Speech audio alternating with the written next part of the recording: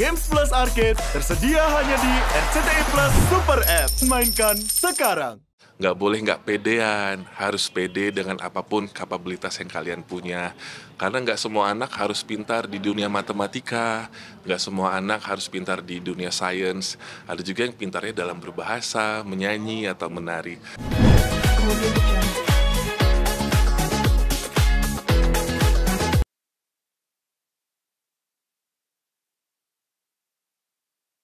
Kak Robi, Ya. ada Kak Mira, satu lagi karya terbaru dari Kak Robi, mungkin boleh cerita sedikit Kak? Ya.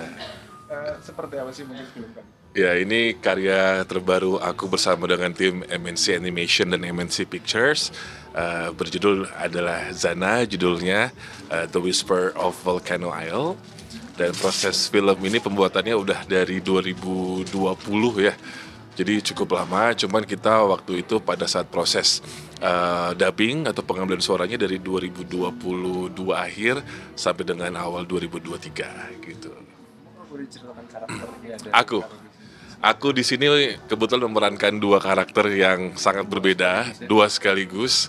Satu, namaku adalah di sini sebagai Oleander, itu bagian dari tim perinya, karakternya protagonis baik. Satunya lagi perannya jahat, antagonis. Namanya di sini aku adalah Atlas, dia seekor kumbang gitu. Jadi memang bertolak belakang sekali karakternya gitu. Aku yang ini yang Atlas. Satu yang itu. Gede banget ya, sesuai sama ini kayak badan. Kesulitannya apa Kak Robi? Memerankan dua karakter Iya. yang harus diisi dengan mungkin membedakan suaranya itu seperti Ya. Yang pasti pertama kesulitannya adalah karena di satu scene menuju ke ending itu ada pertempuran, peperangan antara Oleander sama Oleander dengan Atlas. Jadi aku di sini kesulitannya adalah ketika adegan berantem ya, fighting, itu kan suaranya harus berbeda tentu aja, dan itu kesulitannya karena kita juga aku harus membedakan emosinya sebagai Oleander, sebagai Atlas seperti apa. Jadi ya memerankan dua karakter sekaligus nggak semudah itu. Terus kalau misalkan beda ini gimana ya, kalau misalkan si Oleander aku pakai suara perut lebih deep lagi, lebih dalam. Sementara kalau Atlas aku pakai suara di faring aku, kerongkongan dan diafragma gitu. Jadi memang agak serak-serak, penjahat lah kayak gitu. Tapi Kak, untuk mengisi suara kan harus bisa Iya. Iya. karakter si penjahat dan si karakter Iya. Nah, observasinya atau risetnya Kak Robi untuk Jujur, mendapatkan karakter itu gimana? karena ini adalah tentang film teritorial ya. Jadi antara kumbang dengan kupu-kupu dan juga serangga-serangga lainnya, aku jujur mempelajari kucing-kucingku di rumah. Jadi karena memang anak-anakku tuh kebanyakan cowok semua, pejantan semua, bagaimana mereka ada yang mencoba untuk merebut teritori mereka biar nggak diganggu sama kucingku yang lain. Jadi aku mempelajari karakter dari anak-anak aku sih, betapa dia ada ya bengisnya juga, ada jahatnya juga, ada cueknya juga demi mendapatkan area yang anakku inginkan gitu. Kok kebetulan Atlas ini aku mencoba mengaplikasikan karakter anakku yang namanya Julian. Julian ini cukup galak dan ngeberantemin semua orang demi mendapatkan satu area yang dia inginkan. Jadi itu observasi aku. Tapi kalau untuk Oleander karena tipikal seseorang, orang dewasa, laki-laki dewasa yang mencoba melindungi keluarga dan juga ponakannya dan juga kerajaannya, lebih mudah karena jujur ini diaplikasikan setiap hari sama aku gitu. Tapi kalau sebagai seseorang yang agak galak, orang yang jahat gitu, yang rakus, ini memang harus observasinya lebih jauh sih gitu. Kak Robi ini kan film ketiga sebagai pengisi suara. Iya, bersama dengan MNC Pictures, MNC Animation. Lebih nyaman mana sekarang? Lebih nyaman mengisi suara atau langsung tampil? Jujur lebih, dua-duanya menyenangkan, dua-duanya adalah hal yang berbeda, tidak bisa disamakan. Tapi kalau misalkan lebih menantang mana, karena ini adalah hal yang baru buat aku, bukan aku lakukan belasan tahun seperti hosting atau presenting. Jadi ini adalah hal yang baru, cukup menantang ini sih, karena bagaimana caranya kita mencoba untuk mengimplementasikan dan juga mengaplikasikan emosi kita, tapi nggak boleh banyak bergerak kan susah. Karena ada pergerakan dikit suara bocor kan. Jadi ada yang ketahan-ketahannya. Jujur ini sangat challenging, sangat menantang ini. Dengan film ketiga sebagai pengisi suara, artinya Ya. seorang Harobi cukup digemari dan berkarakter gitu. Mungkin Alhamdulillah. ke depan akan lebih serius menjadi pengisi suara. Dubber ya. Dubber gitu. Pokoknya selama tawarannya bukan jadi penyanyi, saya akan lakukan. Kalau tiba-tiba, walaupun di film ini aku ada sedikit dialog yang aku bukan nyanyikan ya, aku buat rhyme lah gitu.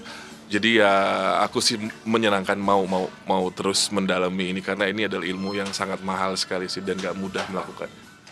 Pembelajaran dari mana Harobi? Oh, kalau kebetulan karya dulu dari SMA kan emang udah belajar siaran radio. Jadi skrip, mengolah vokal itu udah dilakukan sejak aku remaja lah gitu. Udah tahu caranya gimana menekankan katanya, bagaimana, bagian mana yang harus di soften, bagian mana yang harus dikasih tekanan lah gitu. Jadi belajarnya sih dari dunia radio sih, dari aku zaman SMA memang udah belajar. Hari ini jangan mau bareng-bareng Oke. siapa aja. Alhamdulillah hari ini terjadi dan hari ini akan nonton bareng sama adik-adik kita. Ini dari MNC Peduli, rumah yatim MNC Peduli. Jadi aku nggak sabar sebentar lagi ketemu sama mereka nonton bareng film Zana gitu.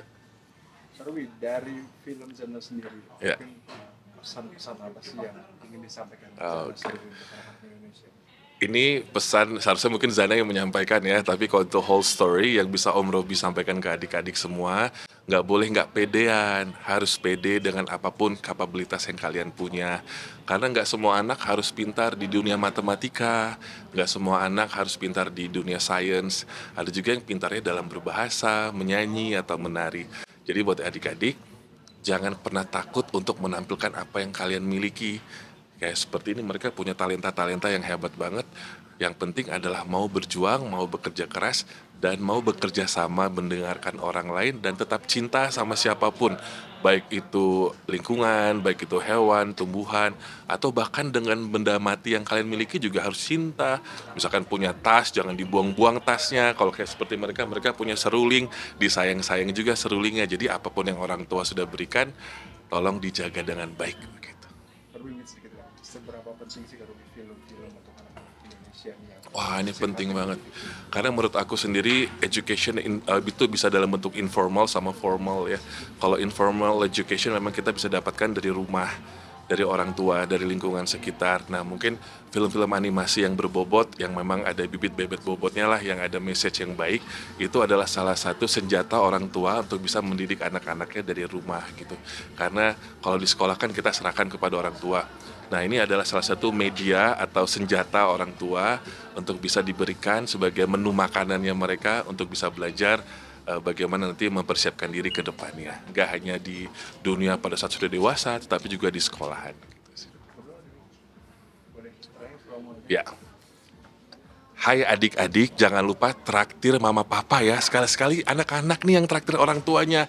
2 Januari 2025 nonton film Zana, Whisper of the Volcano Isle. Ini seru, bisa nyanyi bareng, joget-joget bareng, dan juga mendengarkan cerita yang baik dan juga yang pastinya visual yang indah. Sampai ketemu di bioskop 2 Januari 2025. Sampai jumpa.